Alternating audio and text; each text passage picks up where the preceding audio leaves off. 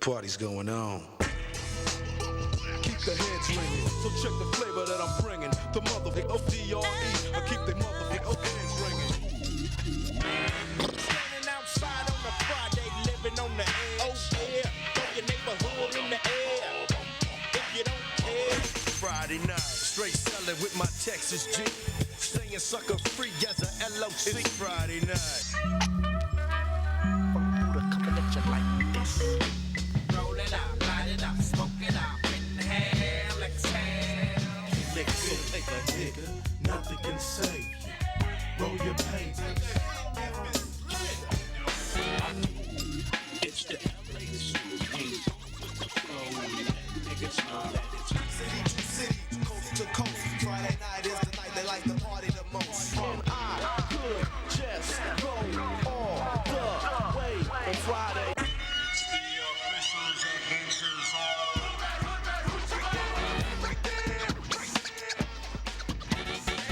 Thank God it's Friday.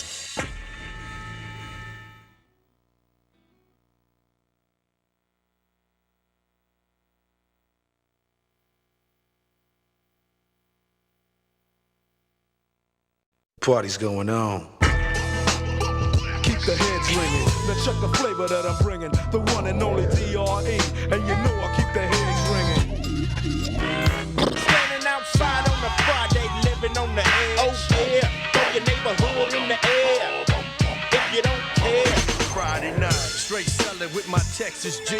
Staying sucker free as a LOC. It's Friday night. Thank God it's Friday.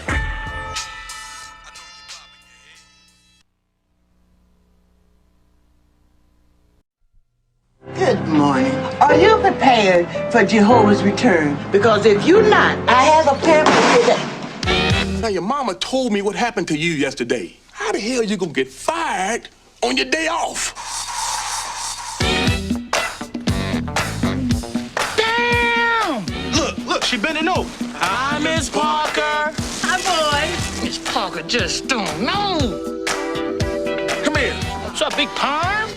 I mean, Big Worm? If you ain't got my money, I'm killing you and him. You done dragged me into this?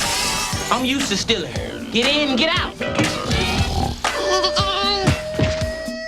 Here come Debo. Give me your stuff. You want me to ask for my bike back? What bike? The one I let you use a couple of weeks ago. Oh, that bike.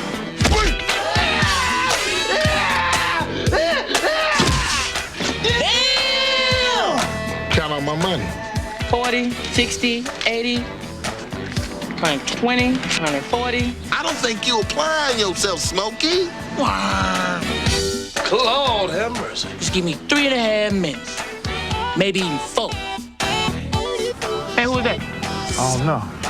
Drive by!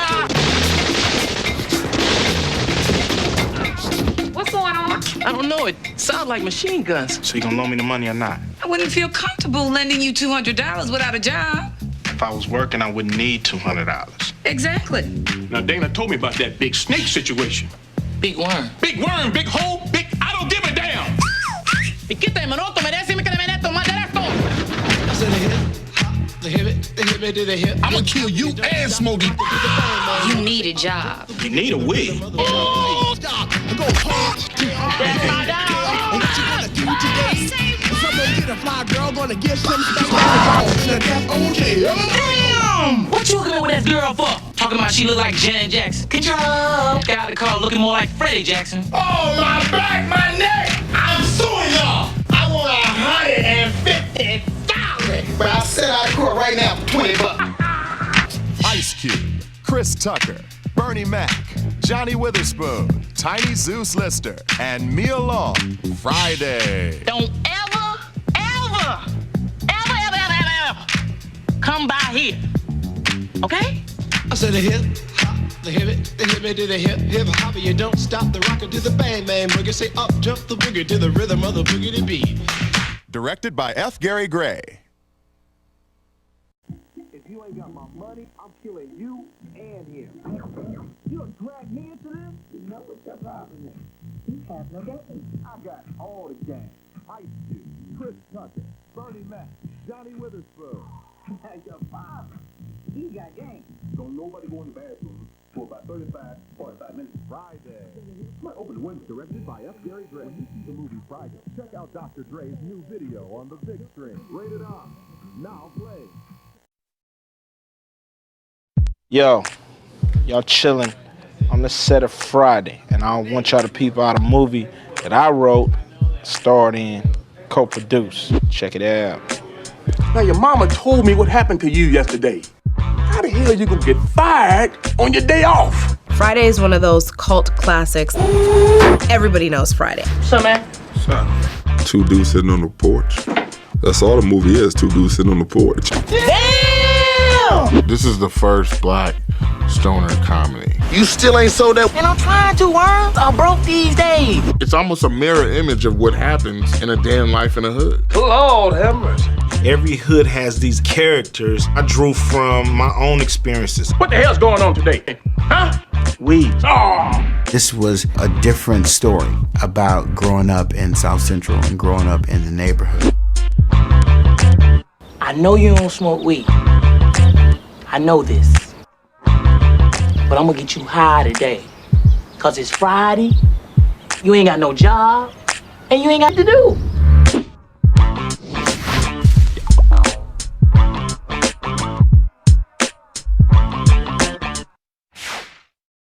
At the time when Friday came out, it was a lot of movies that was kind of depicting the hood as hardcore, the worst place on earth. Remember this? Hey, man. So we wanted to do something that showed how we felt about the hood growing up. Man, ain't nothing wrong with weed is from the earth. God put this here for me and you. Take advantage, man. Friday to me was sort of the comedic version of Boys in the Hood. You know, it's like the family on the block, the positive side of it and the funny side of it. Don't nobody go in the bathroom for about 45 minutes. Somebody open the window. 92 was the uprising in Los Angeles. We definitely felt we needed to have some levity here. We needed to have some fun here. God damn. You got to be a stupid to get fired on your day off. A lot of people think that it's all doom and gloom, but it's just not the case, and we wanted to show a different side. I thought you had a friend want to hook up with me. I do. Got a big booty? Smokey, I am not trying to look at that girl's booty, all right? No, you don't look at her booty before? You know, just the funniest moments, you know, dealing with the funniest people. Smokey, you know I ain't the smartest man in the world, but from over here, look like you taking a All right, man. We wanted to show that. Oh, that's cool. Damn! Hollywood does two kind of movies, now three because of Friday.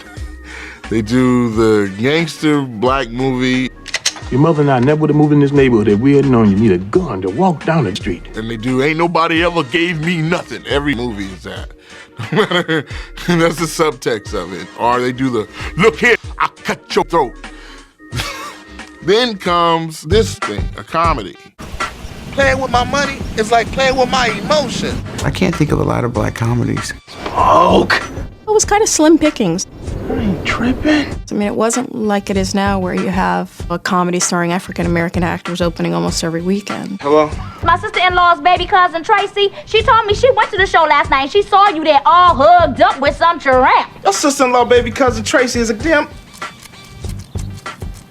Yeah, she a lie. She didn't see me at no movies hugged up with nobody. As far as hood comedies, it wasn't a lot to go on at all. In Living Color was large at the time. Kid and Play was coming out with their house parties. We was like, yo, we need to do a movie about the LA hood and how it is out here. This my hood. Boom! At the time, Ice Cube was the hardest rapper in America, period. And in the world, period. West Coast, East Coast, it didn't matter.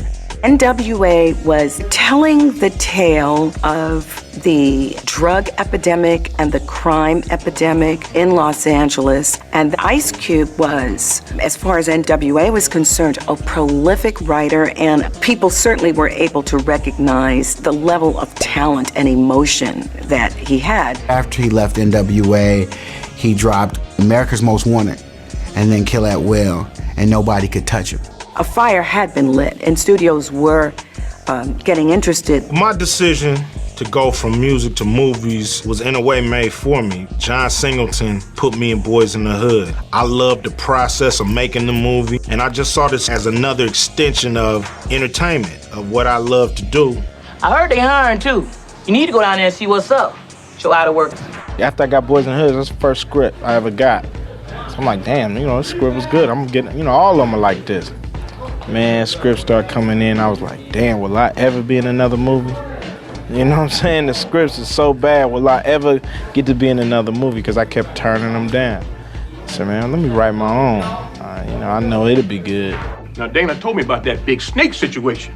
Big worm. Big worm, big hole, I don't give a damn. At the time, F. Gary Gray was a wildly successful music video director, and Ice Cube wanted to work with him because he had worked with him on some very successful music videos. We did True to the Game, Today Was a Good Day, and a few other videos, and I got this phone call just out of nowhere, and Cube was like, we've done these music videos, that's cool and all, but what do you think about doing a movie? And it'll be about two guys in the hood, a day in the life. He said, we'll call it Friday. I'm like, okay, let's figure it out. And I think he was on tour in Europe, and he started just writing and sending pages immediately. What I'm tripping on is how you gonna sell? I don't know. That's my only problem. I would ride on the bus, write in the hotels. I would call Pooh. We'd have long conversations about what I wrote, what I'm about to write. Try to do a scene like this, or try to do a scene like that. Why you tripping, Debo? Shut up, fuck, I'll knock yours out. I would get, 10 pages here or, 8 pages there, and I'm reading this stuff and I'm thinking, wow, this is actually pretty funny. Oh man, I'll wait till you come out. Boy, bring yours off up in here. What you talking about? You wait till I come out. I smelled your 2 years. Now you can't smell mine for 5 minutes. Through that process, we came back with a script. It was long, but it was a good script. Look at her. Now she gonna be ashamed of herself coming out looking like that. Hey, girl. Hey, how you doing? Fine. I'm on my way to work. Well, call me when you get home. Okay. I remember when I first got the script, I just thought it was real funny before I knew who was gonna be doing it, And I just thought, boy, this is something different, I kept you, Jerry Curl looking rough. Baby, we just playing. Damn devil! Our initial intention for Friday was to shoot it ourselves. This is our first movie, and we just didn't think Hollywood was gonna give us the leeway to shoot it how we envisioned it. It was just too hard to try to pull it off, and we wouldn't have got the movie that we have now. So New Line came in right at the 11th hour and said, we won't touch the script. We won't even come down to the set. All we want to do is approve the cast. Ice Cube was pitched as the lead and as the linchpin for getting the movie made, but there was a bit of a confidence gap that he could go not only from being a rapper to being an actor, but now to being a comedian. The guy didn't even smile, for Christ's sakes. I remember telling Chris, yo, Ice Cube's doing this comedy. He's like, Ice Cube? Because it's Cube, Cube was Jerry Curl talking shit, a local folk hero. It was a quantum leap, and there was no guarantee that it was gonna work. I could see him playing Debo, but for him to play Craig... Oh, here come Debo, give me your stuff. Afraid of someone else, you just didn't expect that for him, not at all. He had to really kind of step up to the plate and deliver another character, and he could have completely failed. That's just real. There was a lot of sleepless nights for me because I could have been the one who was single-handedly responsible for destroying his career. Are you high? Huh? Are you high? Oh, why you say that? Because you look like you've been... I just think Ice Cube is an innovator. I think he's really one of those people that has such a creative mind, and he understands the importance of constantly recreating yourself. Get yours up. When we originally wrote it, me and Pooh were gonna play Craig and Smokey. Pooh ended up playing Red. What's up, Red? DJ Pooh was a writer and a producer, and he and Cube were friends. Give it up, Red. Come on, Debo, stall him out. Why you tripping, Debo? Shut up, fuck, I'll knock yours out. Oh man, that's messed up. Won't you give him back his chain? New Line wouldn't sign off on Pooh. It was like, the role was a little too big just to take a chance on that. You guys gotta find somebody that we sign off on. He gonna cry in the car. Chris Tucker, I remember seeing him in the Def Comedy Jam. series, and he was one of the funniest comedians alive. Break yourself, fool! Cube had the idea of auditioning him. He came in for his first audition, and it didn't work. It didn't work at all. Sup, Smokey? He was out of it because of every audition he wasn't getting. And so he went in there and it sucked. We looked at the tapes and we were like, eh. Hey, wait a minute, man. I ain't gonna be supplying you. You gonna be talking about my I had seen Chris Tucker do Def Comedy Jam, and Chris Tucker was in House Party 3. And I'm like, I know that dude. I know he gonna be hot if we get him. So we fought. We knew the guy was brilliant. He was a diamond in the rough. If I could find the tools to actually kind of just bring it out of him, we knew that he was the man. Just give me 3.5 minutes, maybe even 4.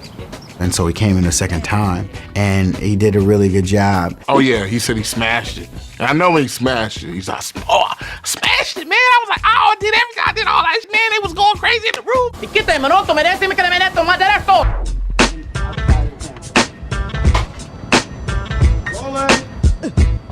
Action!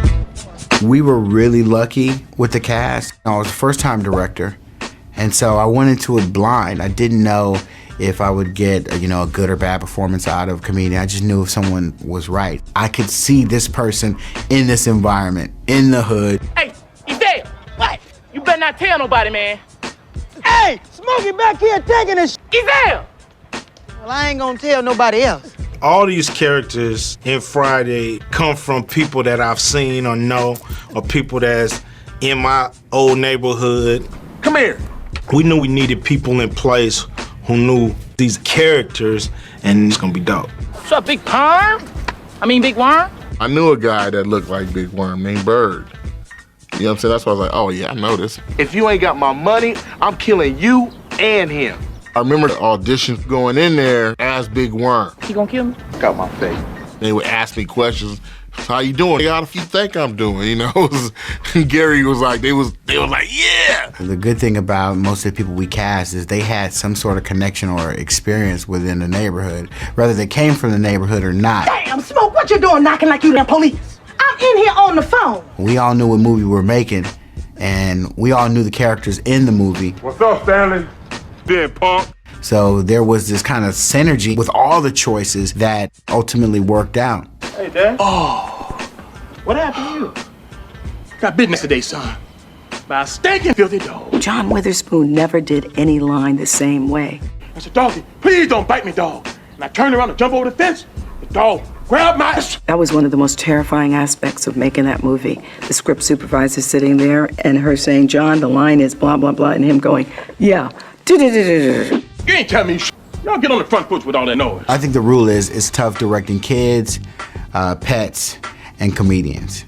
Well, around here, between Normandy and Weston, we call this here a little twin. Wow. Well, around here. I didn't make that rule up. It's just a rule where you would experience a certain level of discipline with an actor. That discipline goes out of the door with a comedian. She'll be back. Another Quaalude? She'll love me in the morning. Ain't that right, Frank? We were with Gary the whole time. We were all like kids in detention. Can I have my chili Fritos? Can't have. I'm close, fat boy. Mama! Gary just let us do our thing. I remember hearing from him just saying action and cut, and y'all quit with me. Oh my God, oh my God, oh man, I'm suing y'all. I want 150,000. But we can set out of court right now for 20 bucks. Man, get your punks up. It ain't even wet over here. And to have so many comedians in one movie, that was a task, especially when you just don't have a lot of time. Man, you know how much money you can get for a slip and fall in the stove? Man, you need to stay off that crack, man. Get out. But the flip side to that is a comedian could bring you just raw instinct and these gems that you couldn't get from an actor. How you doing, Brother Craig? How you doing? Bernie Mac, in the time he spent on our screen, ate the screen up. Excuse me, brother. What we call drugs at 74th Street Baptist Church, we call us sin. Now we've lost him, and there will never be another Bernie Mac. Lord have mercy. Now had assembled what would be a stellar cast for Hollywood. Nia Long was so beautiful. She was one of the people that auditioned, and after you saw her, you knew you weren't going to see anybody else. Oh, boy. Paula J. Parker, she had the long fingernails, and she was Cube's girlfriend in there. You think you're slick gonna come over here and ask me for some money? Well, ask that for some money. We had Regina King, who later went on to do movies with Will Smith. We had Tiny Lister, who was known as Debo. Tiny Lister built a career. I think we all acknowledge that we had an eye for talent. Man, where you get that from? Your mama? Come on outside, man. Stop playing. When you got comedians as good as those guys, you know, and able to come up with stuff, it just makes the movie better. Damn! Miss Parker just don't know. You just know when things gonna work. When me and Cube was watching the dailies in his room on the first Friday, we knew Chris Tucker was gonna become the superstar. Just from the dailies, the rough cuts. Writing the movie and giving it to Gary Gray, I was actually more relieved that he was doing the movie, because even though he had never directed a movie before, I knew that he was from the neighborhood and he would know the comedy. You said this was Indo. Smell like outdoor. I wouldn't have to explain to him what Debo is all about. I thought you had $200. I do, but I won't spend Red's money. He already knew. He already knew everything about a neighborhood like this. As a matter of fact, we shot it on his old block where he used to live. When I was in junior high school, I lived on that block. And if you remember the scene with Debo when he knocks out Red, Oh, yeah! that's the house that I grew up in. I think I had a leg up in the process because there was no research. I didn't have to do a lot of research. I just knew it and I felt it. I need to borrow your car right quick. You need to borrow a job with your broke. Remember that. Remember it. Write it down. Take a picture. Couldn't shoot a film called Friday about living in South Central in Chicago. There's a definite feeling when you go to the hood, when you go to South Central LA, the palm trees. You can't find that anyplace else. So I definitely think the neighborhood served as a character in the film and is a really important sort of backdrop to all the funny stuff that goes on. Excuse me. What? Could y'all stay off the grass, please? Thank you. We had full cooperation with the entire neighborhood, but there was one night, one of the neighbors came out, and I think he was drunk, and he was belligerent, and he just wouldn't move. He just wouldn't move. He said, hey, you know what, I'm not moving. You can shoot whatever you're gonna shoot, but I'm not moving. But he would go off a couple of times, you know. I don't know what he'd be saying, but he was down on the other end, really? you know, and we just kept on filming, you know. If you watch that scene where Chris Tucker's smoking with his partners in the lowrider, you'll see a guy way in the background sitting on a brick wall.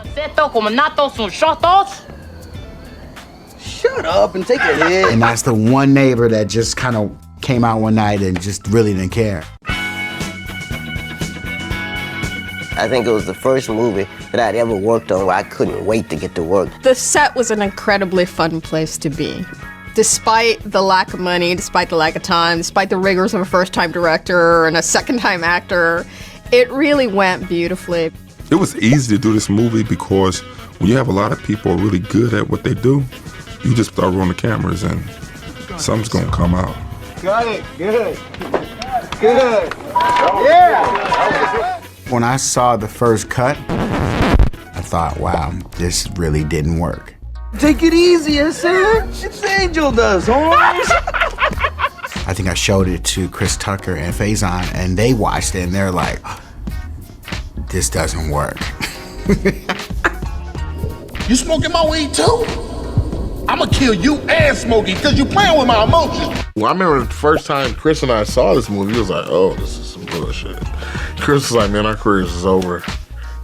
I was like, nah, what do you mean, ours? Why you hook me up with that fat bald-head girl? Talking about she looked like Janet Jackson. Got out of the car looking more like Freddie Jackson. Damn! We all thought we failed. Drive by! And we tested it for our audience. I remember watching it going, okay. And they cut it off and the kids went crazy. When the film opened, we saw the lines, okay, we've got a hit on our hands. We knocked it out of the park, and we haven't turned back. that it has lasted and endured, that it has become the Friday cult classic that you have to own, that you have to see, 3 or 4 times. I think we, pretty much delivered the goods. Friday is one of those films, even today, that it's like, you were in Friday. I love that movie. And the funny thing about Friday fans is that they don't just say you were in the movie, they start reciting the lines of the movie. Hi, you guys. Hey. I hear people even when they stop me, hey, Mr. Parker, where's Miss Parker? Said she's at the house. It's Friday! It's Friday! Oh, absolutely. Miss Parker, Miss Parker, Miss Parker. People say that line. They say, hi, Miss Parker. They want me to say, hi, boys. Hi, Miss Parker. Hi, boys. You can't replace them kind of characters. People don't fell in love with them. I get called D-boys everywhere I go. You know when I found out Friday was a hit? I went to South Africa, and I'm in the middle of the bush. I'm shooting a movie there. I see this guy walking. Then we invite him over to, see the scene, and he's like, Big Worm. And I said, did this call me Big Worm? I was like, what'd you say? He says, Big Worm, Big Perm. That's when I was like, that movie, this book ain't got no shoes on, and he's talking about Big Worm, Big Perm. That blew my head. That's when I knew it was a hit. Almost everyone who was in this movie just turned into a gigantic star. Look, he need me. We knew that Chris Tucker was gonna be a huge star. You couldn't stop looking at him. You just didn't know what he was gonna do next. Why you hook me up with that fat bald head girl? Don't laugh, it ain't funny. Everyone went on to do their own thing, but if you really look close, you'll see Michael Clark Duncan in the movie. He was an extra, and to this day, he will not let me live down the fact that he asked me for a line in the movie, and I couldn't give it to him. Michael, listen, we didn't have any money back then. Gary's career after Friday. I like to call it the meteoric rise of F. Gary Gray. Set it off, Negotiator, The Italian Job. He's planning some more mind-blowing stuff right now. I had swore only to do one and leave it alone. But then, the more and more fans was asking for it, and that's when I ran into Mike Epps. It worked. People like Next Friday, and Friday After Next. People have their favorites. It's hard for me to top the first one. Tell your mama leave it. In a little while, why? Cause I wanna smoke this joint. The reason the movie is so popular because everybody can relate to it. I know this, but I'm gonna get you high today. The whole essence of what a life in a day in the hood is all about. That's what it is. That movie hit on it. It hit it. And everybody still smokes weed. There's no way we would have imagined that Friday would take off and become a phenomenon. But what's kind of cool about the movie is it lives on in a strange way. For most people, Friday is just a day before the weekend. But after this Friday, the neighborhood will never be the same.